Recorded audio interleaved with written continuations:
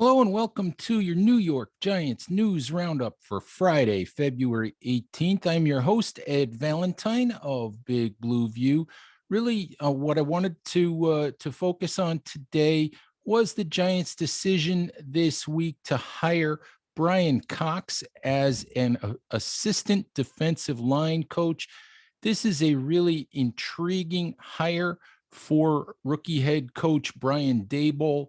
Cox, of course, had an 11-year NFL career with the New York Jets, New England Patriots, a couple of other teams, really successful player, had a 10-year run as an assistant coach, had 3 stops as a defensive line coach, has not coached in the NFL since 2016.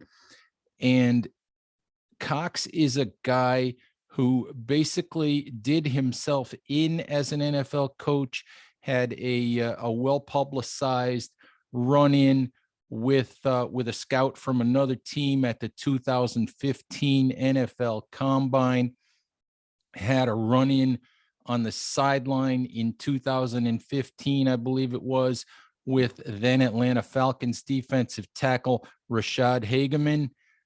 Is a guy who freely admitted in a 2020 interview with the Atlanta Journal-Constitution that since being fired by the Falcons after the 2016 season, had been sitting and waiting for his phone to ring, waiting for another NFL opportunity that had not come. Brian Daboll, Giants head coach, was offensive coordinator of the Miami Dolphins in 2011 when Cox was there as a pass rush coach. So there is some history.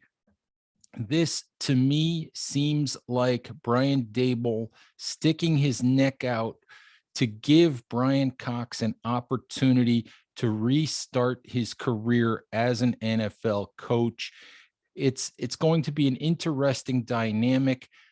Perhaps you read the story that I did early this week on Giants' new defensive line coach, Andre Patterson, a guy who's got basically 4 decades of coaching experience, most of that in the NFL, guy who is known for his ability to get along with people, to work with all kinds of people, guy who uses the phrase at times, make everyone you touch better. That is something that a former assistant coach who worked with Patterson, Robert Rodriguez, who was the assistant defensive line coach with Patterson in Minnesota, had mentioned to me when we spoke for the story that I did on Patterson. So Patterson's personality and Cox's personality seem to be vastly different. I'm very interested to see how that dynamic turns out and how Cox treats this opportunity. Obviously, he's been a defensive line coach at several stops. This is really a step down for him in terms of what he's done in his last few NFL stops, but perhaps the only opportunity he was going to get to restart his NFL career. So I'm anxious to see how that works out. The Giants coaching staff, as far as we know, is now completed, and we're going to be looking forward to an opportunity this spring to get to meet and get to know some of those guys, and perhaps during OTAs and mini camps and all of that, we'll get out there and we'll get to see what the Giants look like and how this coaching staff appears to operate as the Giants start the Brian Daboll era.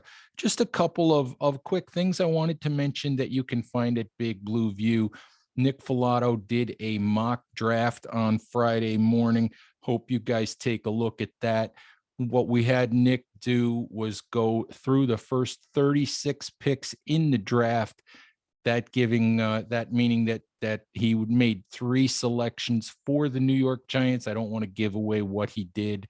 So, stop by bigblueview.com, check that out. Also check out all of the prospect profiles that Chris Flum has been putting together. So, Giants fans, that's our show for today. Please remember to subscribe here on our YouTube channel if you like what you see, if you like what you hear.